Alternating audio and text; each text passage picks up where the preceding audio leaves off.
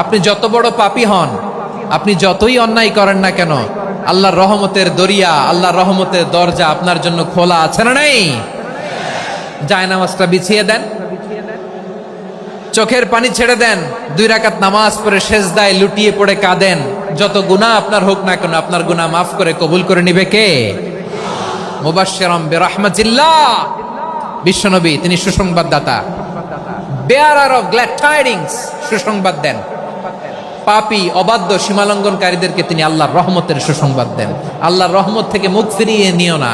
তিনি যে কত দয়ালু, তিনি যে তোমারে কত ভালোবাসে তুমি জানোই না। আমি আমাকে যত বেশি ভালোবাসি তার চেয়েও আমাকে বেশি ভালোবাসে কে? সবাই বলে নাই, বুঝতে পারে নাই বোধহয়। আমি আমাকে যত বেশি ভালোবাসি তার চেয়েও আমাকে বেশি ভালোবাসে কে? আমার মাতা পিতা আমাকে যত ভালোবাসে তার চেয়েও আমাকে বেশি ভালোবাসে কে? আমার প্রিয়তমা স্ত্রী আমাকে যত বেশি ভালোবাসে তার চেয়ে আমাকে বেশি ভালোবাসে কে? মুবাশশিরাম বিরহমাতিল্লাহ। তিনি আল্লাহর রহমতের সুসংবাদ দেন। আল্লাহর রহমতের শেষ নাই, আল্লাহর ভালোবাসার শেষ নাই।